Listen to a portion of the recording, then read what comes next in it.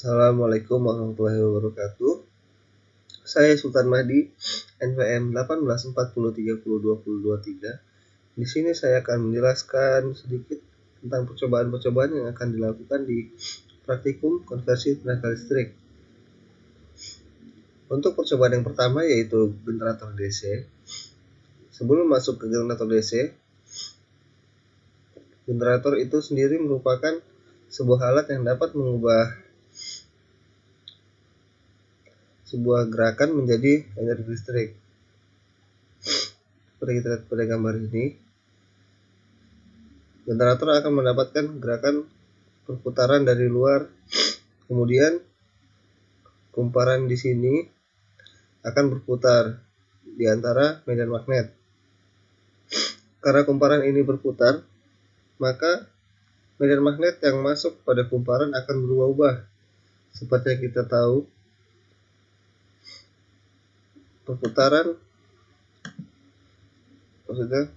seperti yang kita tahu, perubahan medan magnet pada kumparan akan menimbulkan arus pada kumparan, sehingga seperti hukum Fleming tangan kiri, maka akan timbul arus. Kemudian di sini penghantar ini akan menemui titik ini. Kemudian ketika dia berputar lagi, maka penghantar ini akan menemui titik ini. Sehingga ketika misal penghantar yang ini menemui titik ini, maka dia akan memiliki sinyal begini. Kemudian ketika dia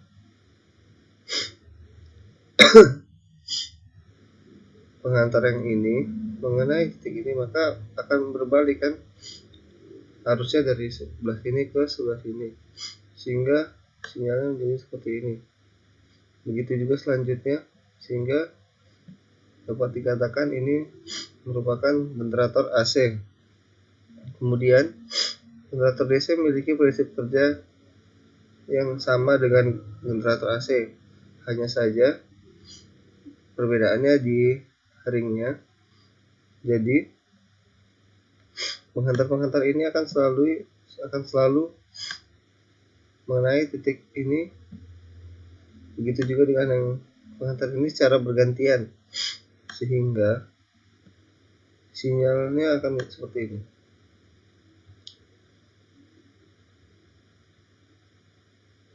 Dan begitu juga seterusnya. Dan dapat dikatakan ini adalah generator DC.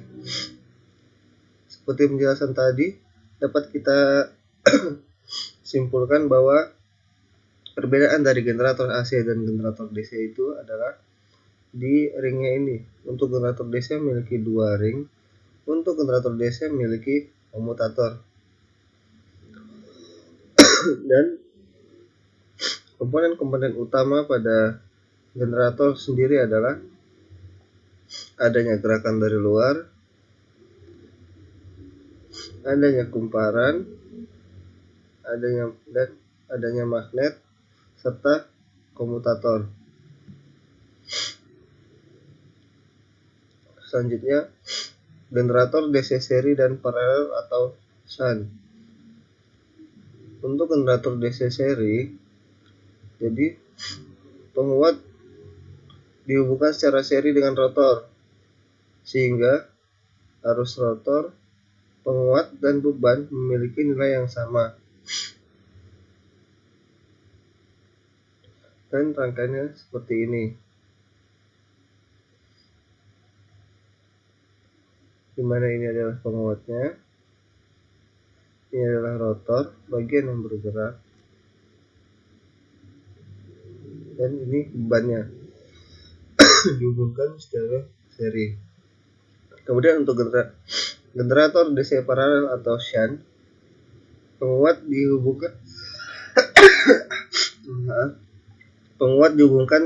paralel dengan rotor seperti ini, sehingga penguat akan menyimpan arus shunt Sehingga semakin besar arusnya, maka makin besar juga medan penguatnya.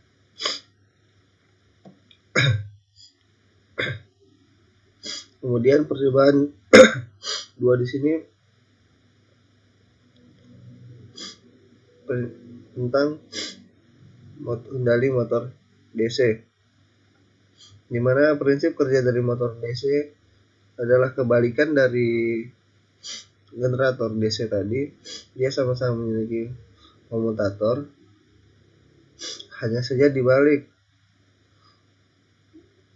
Jadi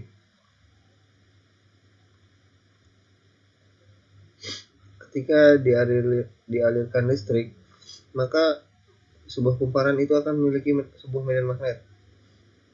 Kemudian karena adanya kutub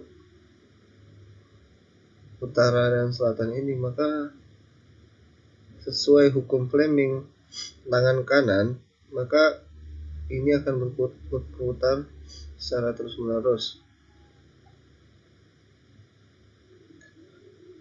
Dan perbedaannya dengan motor AC kurang lebih seperti generator, di mana hanya berbeda di komutatornya saja. Kemudian ada jenis-jenis motor DC. Yang pertama itu ada motor DC seri. Pada motor DC seri, makin besar tahanan medan yang diberikan, maka makin berkurang juga kecepatan motornya. Terus yang kedua yaitu motor DC shunt atau paralel. Pada motor DC shunt, ketika tahanan medan disusun seri dengan rotor, maka kecepatan akan berkurang. Sedangkan ketika tahanan medan ditambahkan pada stator, maka kecepatan akan bertambah.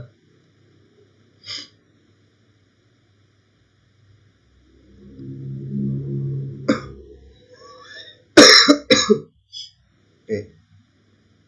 Kemudian percobaan 3 yaitu tentang transformator.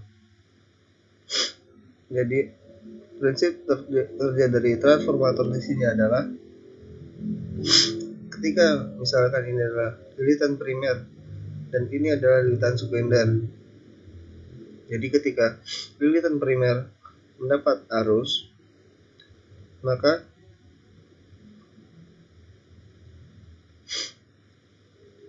lilitan ini akan memiliki sebuah medan listrik. Kemudian medan listrik yang ada di kumparan ini, ketika dia memiliki arus, maka dia akan memiliki medan magnet. Dan medan magnet yang ada di kumparan pertama akan masuk di kumparan kedua, sehingga menghasilkan energi listrik pada kumparan kedua. Dan nilai dari tegangan kumparan pertama dan tegangan kedua tergantung dari jumlah lilitannya. Jika kumparan primer atau NP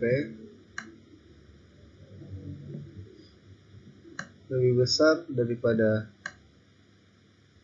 kumparan sekunder, maka dia trafonya step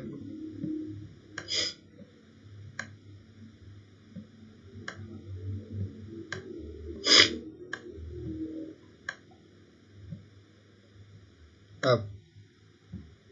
Begitu juga kebalikannya, ketika dia lilitan sekunder yang lebih banyak, ini step down.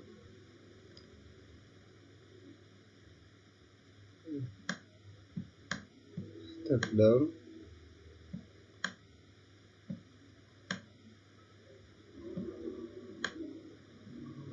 Dan begitu juga kebalikannya, ketika lilitan sekunder lebih banyak daripada lilitan primer, maka dia akan menjadi trafo step up.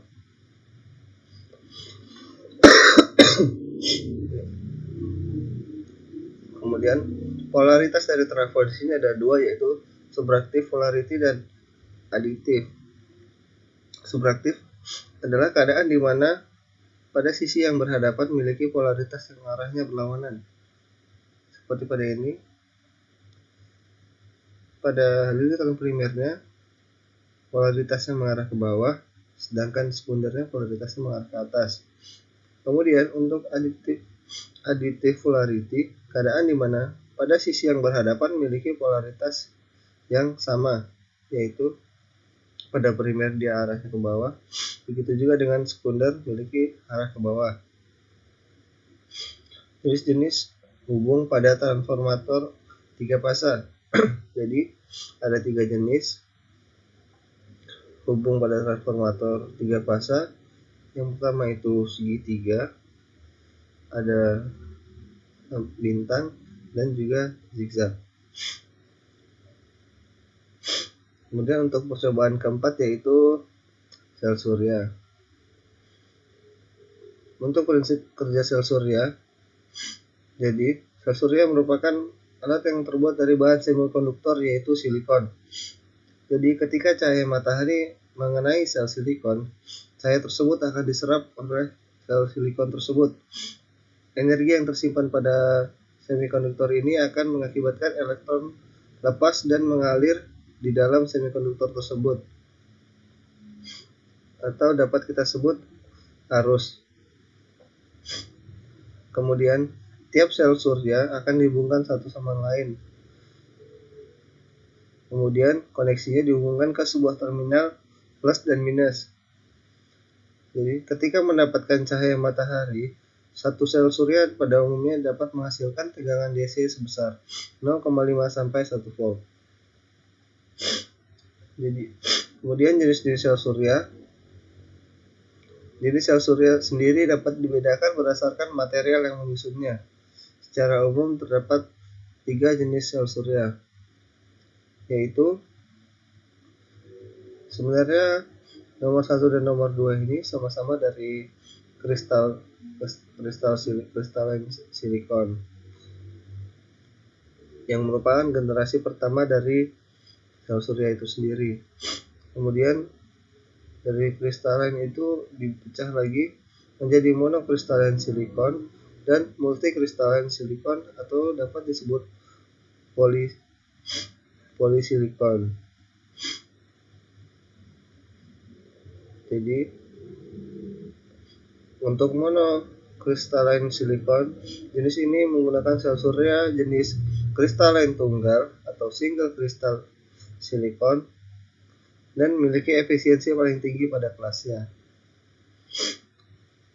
Kemudian yang ketiga, ada thin film solar cell.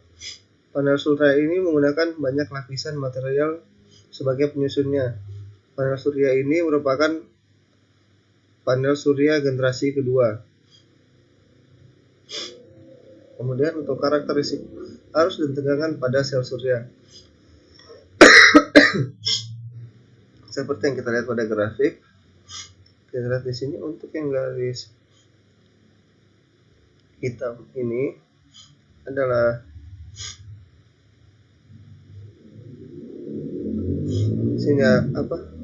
cahaya radiasi. Untuk yang garis putus-putus ini adalah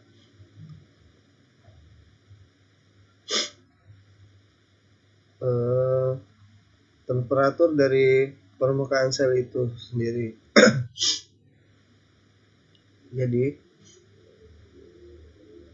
seperti kita lihat, sebelah sini ada arus dan ini tegangan.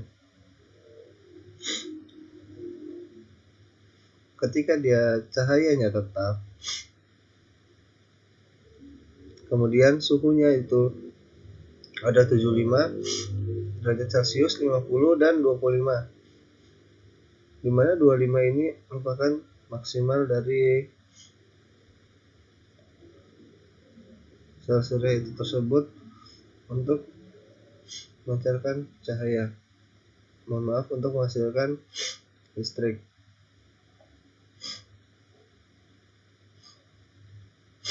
Jadi bisa kita lihat di sini semakin besar nilai temperatur dari permukaan sel surya, maka tegangannya akan semakin turun. Ketika kita lihat di sini, pada 25 dia 20 ke atas, sedangkan pada 50 derajat nilainya 20, tegangannya 20, dan ketika 75 derajat tegangannya di bawah 20.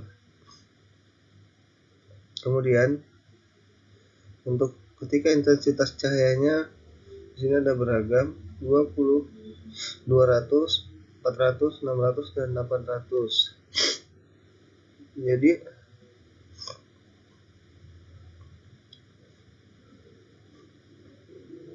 ketika dia 200 harusnya akan lebih kecil daripada yang 400, begitu juga selanjutnya. Sedangkan tegangannya kurang lebih sama. Sehingga dapat kita simpulkan temperatur dari sel surya itu sendiri dapat mempengaruhi nilai dari tegangan, sedangkan intensitas cahaya dari matahari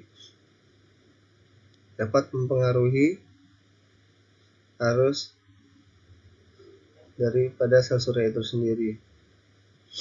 Mungkin itu saja dari saya, kurang lebihnya mohon maaf. Assalamualaikum warahmatullahi wabarakatuh.